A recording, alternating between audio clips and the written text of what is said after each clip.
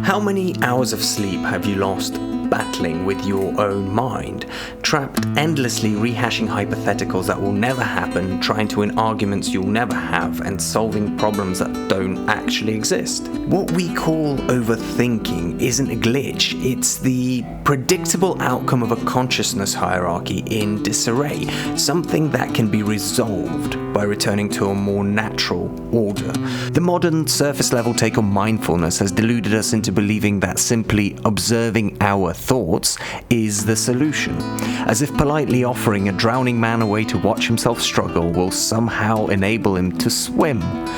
Worse, we've bastardized meditation into something casual, something you can dip your toes into when you feel like it, with an app. Meditation isn't entertainment, it's part of natural human experience, and it's far simpler than it's made out to be. Consider why thought exists at all. You experience reality through sensation. Things like light hitting your retina or waves vibrating your eardrums. Emotion provides a biochemical response to that sensation, an automatic reaction, if this then that. And whilst that's great, accurate prediction will always outpace reaction, and that's the idea behind thought. Thought takes the most contrasting recognizable elements of an experience and encodes them, allowing access to key aspects of those moments. Not the entire thing in perfect detail, just the bits that make it stand out. So, what happens when there's very little distinction to work with?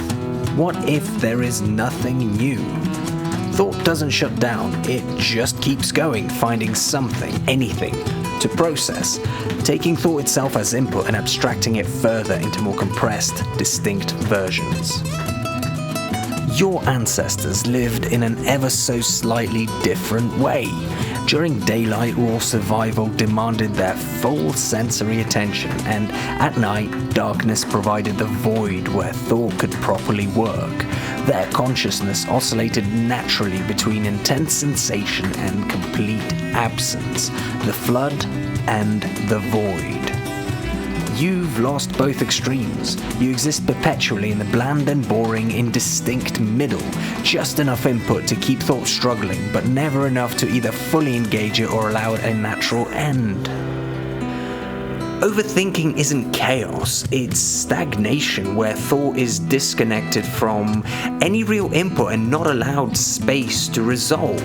No longer grounded in anything physical or given enough room to actually process, thoughts circle endlessly. This recursive loop isn't broken by more thinking, but by restoring the extremes.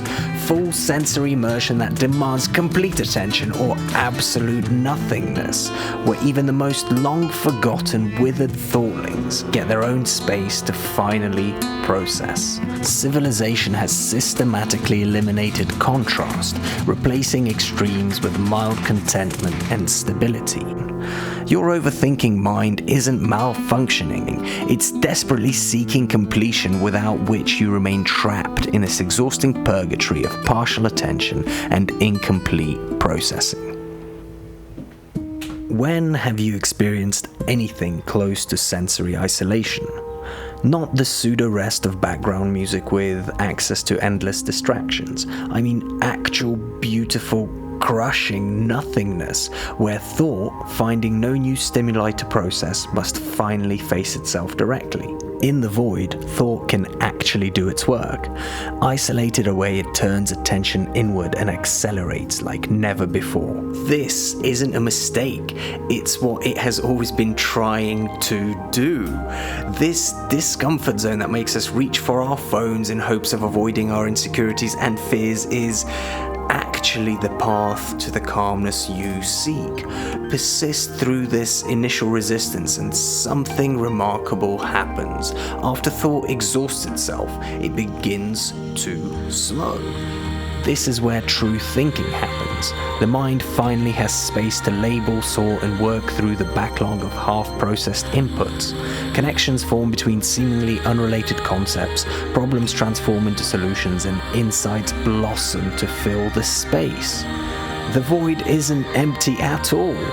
It's where your mind can finally be. A predictable pattern emerges. First comes the overwhelm of accumulated thought, then the stillness where thought completes itself. What is initially terrifying is the possibility that beneath this endless noise lies nothing. No grand purpose, no existential insight, no reason to continue being. Just consciousness facing a dead end, precisely why it's necessary to experience the void. First, create sensory deprivation.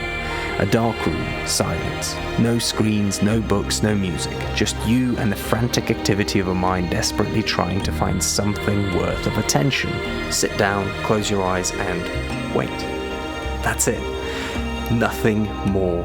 Your legs will get tired, your arse will get numb, your nose will itch, and it'll suddenly be the best time to get a drink. Don't.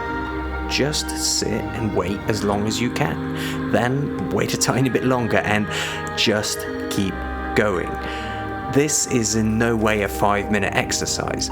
Your mind has accumulated years of backlog. You need to dedicate time to work through this regularly, because that's what the jelly walnut inside your skull requires to function. An uninterrupted hour or two a day might sound extreme to start, but it's worth it, because after the void comes the flood. Find experiences that overwhelm your senses. Shock yourself with cold water, exercise until your muscles give in, and dance until you collapse. Something that generates sensations so powerful it gives thought legitimate fuel. Properly fed, thought welcomes the workload with glee and returns to its proper function, processing real experience. This pattern of extremes, the void and the flood, reminds your being that life itself is a constant form of change. In the end, what you're seeking isn't control over thought, but a return to the natural hierarchy of consciousness. The contrast method is a ridiculously simple but not necessarily easy way to restore thought to its proper place. Don't treat it as a casual practice or a self-help technique. Treat it as a fundamental change to the way you live. Integrating this oscillation between extremes, you'll not only put a stop to incessant overthinking, but also rediscover a childlike joy for life. Because by regularly experiencing the void and the flood, you'll have reconnected with a fundamental source of being, contrast. Begin tonight, create your void, then tomorrow seek your flood. The rest will follow.